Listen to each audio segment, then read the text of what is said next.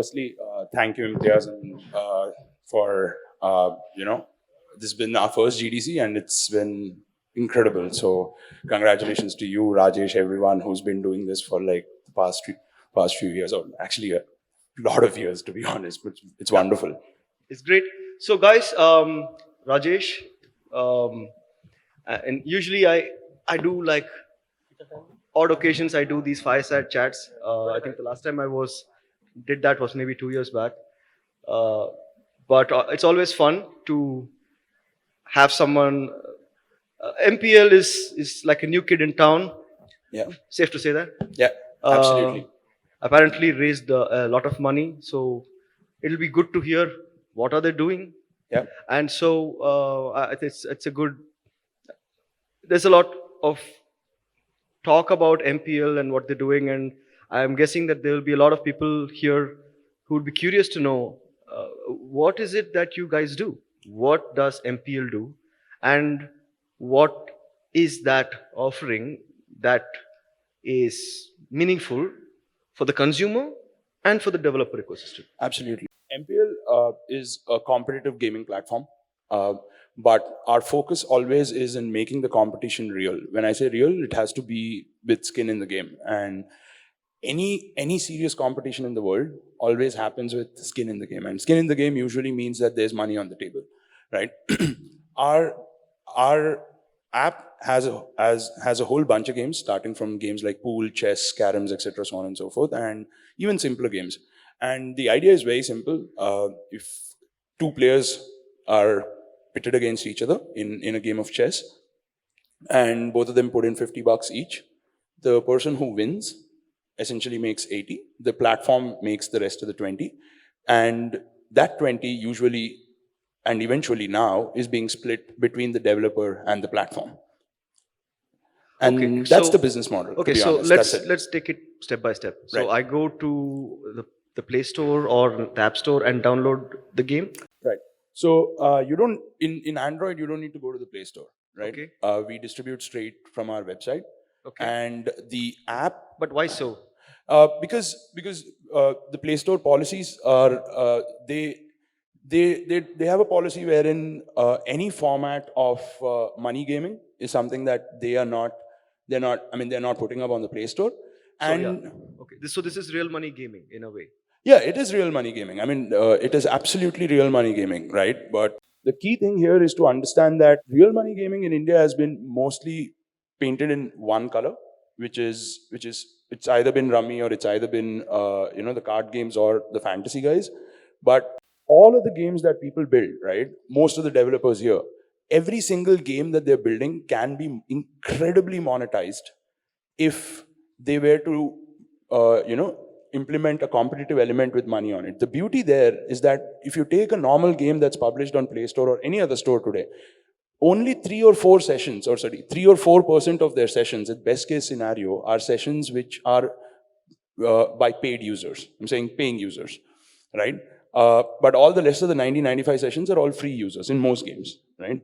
The beauty of this is that every single time I want to play a game of quiz, right, I have to pay an entry fee, and thereby the developer is actually monetizing 80 to 90% of sessions, right? It's great for the developer because they monetize their games much better. It's great for the end customer because he's enjoying the product a lot.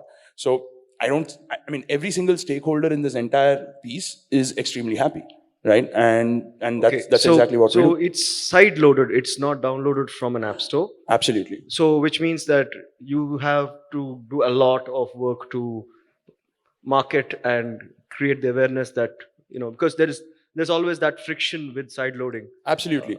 I think to be honest, that friction, there's obviously a friction to side loading, right? It's not as simple and straightforward as downloading an app from the Play Store. But to be honest, our good friends in the industry, including the folks who've been building the Rummy games and so on and so forth, and the fantasy. Yeah, so they've helped you to crack that, right? Yeah, because they've done the hard work, and Absolutely. now people Absolutely. are more familiar with how to do it, Absolutely. especially with like Dream11, for example. Absolutely.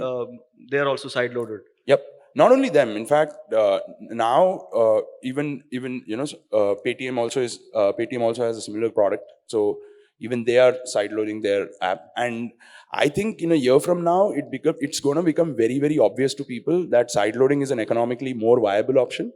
Because simple, let's just play the math, right? What's a game? At the end of the day, there's a CAC, there's an LTV. That's all of us are basically trying to optimize that equation. Okay. Right? No, you have to say the full forms because there may be people who Sure. don't know the. Sure. Right. CAC is customer acquisition cost and LTV is lifetime value of the customer, right? Now, the beauty of getting a person to sideload an app is that LTV is fully yours. You don't have to pay a 30% sometimes extortion fee to. Somebody from Google here is probably watching you. And that's fine. And that's fine. And we are very open and honest about this, right? Like you don't have to pay the 30%. And at the end of the day, every developer should do this math themselves. That is the 30% worth it, right? Because if you are going to pay 30% over a consumer's lifetime, and if he's going to pay you 100 rupees every month, think about it. Let's assume a payer is paying you 100 rupees every month. You have ended up paying 30 of that 100 for 12 months straight. That's about, that's about 300, 400 odd bucks to Google. And you need to ask yourself, are you better off paying that 300 bucks rather just half of that in acquiring the user directly by making him sideload and having the rest of it yourself, right? So that's the math. I think that's the math people need to ask themselves, and that's the math that we ourselves see is very, very valuable, is making a lot of sense. So if Android turns off sideloading, then you're basically. They can't do that. How can you not allow the customers to choose what they want? Apple is doing it. No, in Apple's case, Apple has a very clear policy. So I think it's great. So App Store Google could also come up with that policy. And that'll be great. And that'll be great for the industry, right? If Google comes up with that policy, I think it'll be wonderful for the industry because every single app can then actually be on the Play Store, right? Okay. So I sideload. I get the game. I've heard about MPL through advertisement or otherwise. I download the game. I download the app. It's not a game because it's more of a platform, isn't it? Yep. So I download the app. I go in. I sign up. Then I see a bunch of games, and I can decide in which do I want to go and participate in essentially competition. Absolutely. Right? It's either you're competing with someone else. And how do you put the money into it's like you have some kind of a payment mechanism? Absolutely. We have the standard payment mechanisms, right? Everything from UPI to, Paytm to PhonePe to Google Pay and so on and so forth. And so let's say, let's say I go in, I see a chess game, I put 50 bucks. So who do I play? I mean, how does that pairing happen? Who is my competition? Yeah. How do I choose my? So you don't choose your competition. Okay. Most of it is standard ELO, right? ELO-based matchmaking. So the system finds another player for you. There's of course an option in the app where you can go and if you want to say play a game of chess with a friend of yours, and you want to see who's better, and you guys want to just play a game of chess casually for 50 bucks, you could do that. That's a different thing. But if you were to choose the game by default in the app and you were to go and play, then you're always paired with another user. At your skill level? Yeah, that's ELO. It's done by ELO rating, so it's not rock. I mean, it's not something that we figured out. It's something that's very standard. So, let's say I play chess, and let's say I win. Right. So I put in 50 rupees. Right. I played chess with another person that I got paired with. I've won. So now I will get 80 rupees back. Yeah, I mean, it changes. The math is, but yeah, that's, as an example, yes, you will get. And that money comes to my account in MPL, or does that even hit my bank directly? How does it work? It comes into your account in MPL, and then you can decide if you want to withdraw that money straight into your bank account. You can do that. If you want to withdraw it into one of the wallets you use, you can also do that, right? So one of the best parts about our ecosystem is the payments in India, especially thanks to UPI, has become so brilliant. Yeah, it's brilliant. And it's just that's enabled this industry to do this, and that's why in the last 2 years you've seen more growth happen in this specific industry. So it taps into the competition gene that we Indians have in a way. Absolutely. And what you'll realize is it's not only in India now. After we started last year, now there are companies with very similar value proposition available in almost every part of the world, and every one of them is sideloading, not only us. Of course, right? For the same reasons. Yes. So now, you've been in the market with this product since how long now? Right. So we started the company in June last year, started as in incorporated the company in June last year, and We launched the first version of our product in September last year.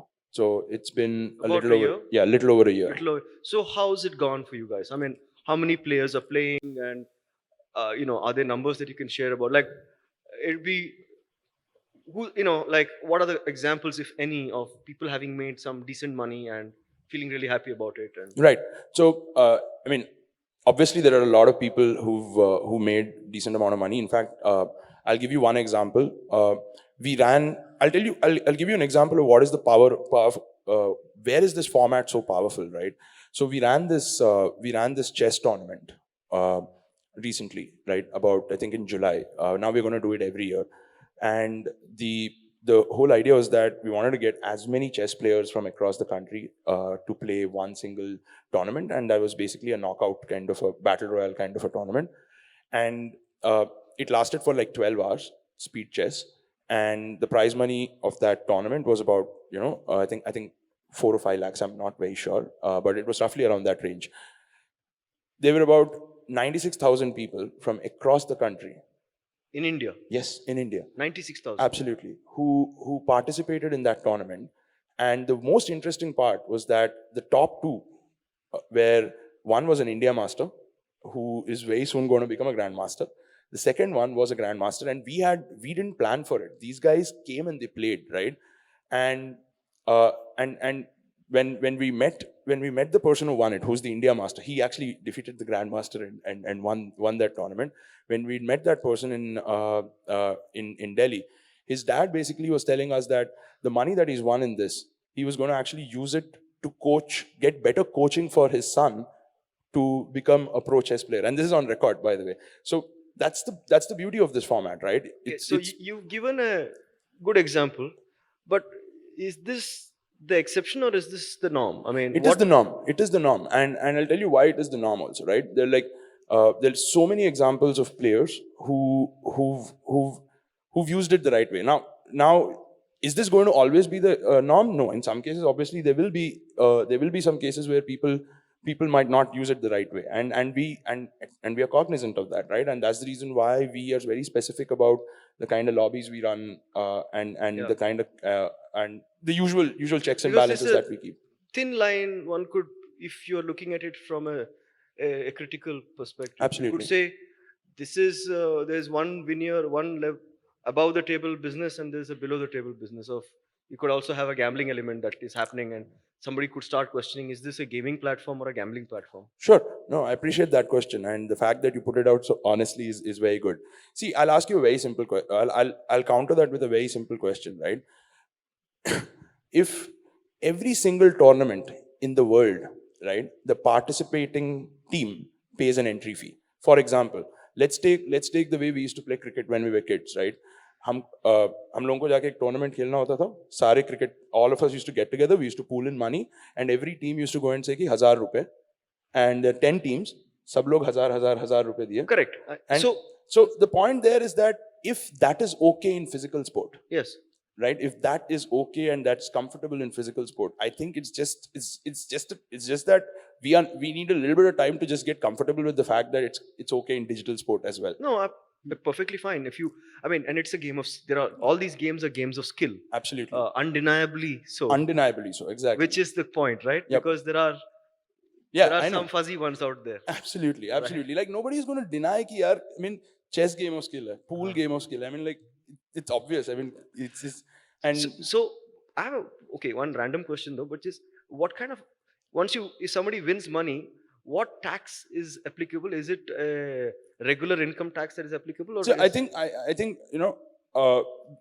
there are certain rules, but I'm not like the subject matter expert to say exactly. As in, basically, I think you're right that whenever a person when somebody starts winning 3-4 lakhs, absolutely. And all, so we have then, KYC. So yeah. we do KYC for all. So there are standard rules. We do that, and we have all that details. But like, I'm not the subject matter expert on that piece. Cool. But going back to the previous point about certain metrics and so on and so forth. Right now, we are now at around a total transaction value, or should I say GMV, of about 200 million odd. We are run rating at that. 200 million US dollars is your gross. Yeah. So what you mean by, again, I want to demystify, because these words come out of mouths of executives very easily, but Yeah, so let audience me may not- demystify that. So It's very simple. yeah. What it means is basically the total amount of basically whenever GMV essentially means whenever a person is spending money uh, across the platform, if there are 100 people, or if each one of them is spending like 1 rupee each in a day in the platform, then 200 into 1 rupee, that's 200 rupees. So Multiplied by 365 is basically the run rate of that. yeah, so that's fine. So to going back to the example where I played chess with someone else, I put 50, he put 50. So the GMV is 100, right? Absolutely. That's so basically what you're saying is gross revenues, if you using another jargon, Yeah. is like going at a run rate, annualized run rate of $200 million. Yeah, right now, Which, right? which means that um, 80% of that is basically money that will be made by people who are and competing and developers. and then this 20% of 200 million, which would get split between the developers who made those games for the MPL platform, and MPL will keep its Yeah. share. So yes, absolutely. And a part of that actually comes from Indonesia now. Right? Okay. So one of the other things we did last year was that we launched India, and we also launched Indonesia this year. Now about 15% of our traffic comes from Indonesia. Yeah. And in Indonesia is actually killing it now. Like the growth there that we're seeing over the last one month and a half has been incredible. And yeah, so we are now trying to figure out how many more countries that we can actually take this product to, because what we realize is the more countries we take it in, the more vivid and the larger the pool gets, and the more interesting the game becomes. And you're also. not region coding these. Right now it is. It is. And we're trying to solve that. We're trying to figure out. I think the beauty is when a guy from Brazil is able to play with a guy from India. Right? Absolutely. Yeah. And there are certain challenges in making that happen. One, there's obviously the tech challenge, which also I'm sure, forex. Absolutely. So those are the challenges that we're trying to solve. But I mean, I think, to be honest, in 4-5 years, the only way esports is actually going to reach every single person, I mean, in the country, and for that matter in the world, is through mobile platforms like this. And it can be us or it can be anyone else. So I have what kind of ticket sizes are you seeing? Like going back again to the, it's very small. It's like would you say 50 rupees per game is a big ticket size? So what is it typically? So the usual thing is anywhere in most of the times it's in the single digits. Oh, single digits. Yeah. Like 5 rupees and 10 rupees. Yeah, absolutely. It's in the 5, 7, 10. In some games it can go up to 15, 20, etc. So I then, would it be a case where when people start, they have to also build skill within those games? So in the initial days, they will want to bet as little as possible. And as they get a little more confident, maybe they start betting more money. As in, I don't know. I mean, like I can't say that is how it is in every. It depends from user to user. Like if sometimes the user just gets bored of the game also. Yeah. Right? So how many games are there inside the platform now? Right. So there's not like a steady number that every time this is the number of games, but we usually have anywhere between 25 plus to 35 games on the platform. And now what genres are there? What are, I mean, chess and say games like that are very yeah. But what are the other games? See, I think we realized. So one of the things is I used to work at I worked at Zynga a long time back, and one of the things I learned there is that anyone who's in the gaming business very quickly understands that it's a content treadmill. You have to keep getting more and more content. So when we started the company, we realized that we have to eventually solve the content pipeline problem, because you can't keep building all the content yourself. So the kind of games we have on the platform, barring the obvious things which I told you about, is we have fantasy sports, we have simple games like the fruit slicing games, we have bubble shooters, etc., so on and so forth. And most of these games were first party to begin with. And the goal was to basically get all of them together, right? Because if I were to sit here and if I were to make this pitch to you without a product, yes, and tell a bunch of developers ki yaar ye khayal hai mera, main aise banaunga, nobody's going to buy. No, but what you're doing is very standard. Like Sony and Microsoft own console platforms, and they have first party studios to primarily showcase what the platform can do. So it's a Absolutely. So but so now with 1 year in, what games are being played more than the others? multiplayer. I think it is more than evident in India that the more multiplayer a game becomes, the more and more and more it will monetize. I think that's true with And what PlayStation. genres are people liking more than the others? I'll tell you this really interesting data point that we were personally very surprised with. The game that has the highest what do you call margin is quiz. It's not fantasy for us. It's not fantasy. It's not pool. It's not. It's quiz. I mean, think about it. Quiz, right? So Well, it is big in India because the phone lines for Kaun Banega Crorepati is always jammed. I know, and no, for me it was surprising because यार quiz में ना आपको पता है कि आपको आता है नहीं आता है, right? Like I yeah, I mean I don't know, right? For me it was really it was a very interesting data point, and but what we realize is every game has a niche, right? Every Yeah, game has sure. its audience, and there are people who've been playing that same game since like 8-9 months, and they're at it. And that brings me to the other point where how would you sunset a game from your platform? Because you will have unhappy people, right? Who may still want to continue to play that game. Yeah, so we sometimes you have to take a hard call, right? Sometimes you just sunset it and move on, right? So but now a lot of this content problem is actually going to get one is actually getting solved in its own, because now we're working with a lot of independent studios and a lot of amazing studios actually, and we're bringing their games onto the platform, and it becomes very easy because at the end of the day, this decision now can be made by a developer. Say when the ROI on the game for them doesn't make any more sense, because every game has its own like peak and then sunset, right? So going back to again the genres that are, if you take your stack of your Yeah. 200 million run rate now, what, like how much is poker or Teen Patti or We don't have poker or theme park. okay, Yeah. how much would what are the big ones and what are the small ones? Right. So our most popular game is pool. Pool. Yeah, by a distance, right? Okay. Pool is successful. Then I'm guessing chess would be also Chess is also popular. We Yeah. also have a bunch of fruit games which are very popular. okay. Right. And Cricket, you said quiz is popular in India. quiz is popular. We have cricket. We have a cricket game, and now there's another cricket game that's going to come out, and cricket is very popular.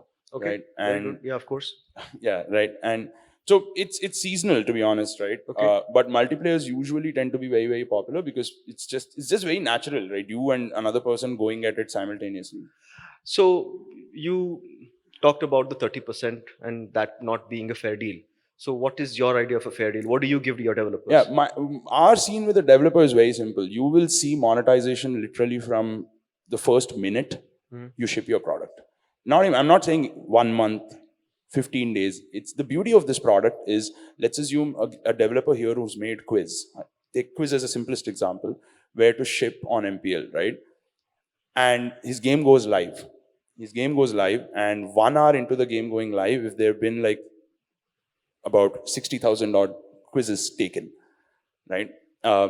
Each of that 60,000 quiz multiplied by a certain amount of money the developer is making. Yeah, so what is that money he's making? So you, in the earlier example, you said a game of chess, I put 50, he puts 50, it's 100, then the winner takes 80, MPL and the developer will split the 20 rupees. Absolutely. So how do you split that between the developer So and you? it depends on game to game. So we are not at a mature enough stage where we work out a very So basically you are charging as much as Google then. No, but the difference here is that this is a very different monetization model, right? Think about it. For example, if they were to sell, so let's look at it two ways, right? This is a monetization that none of the developers were accounting for. This is a brand new monetization for them, first.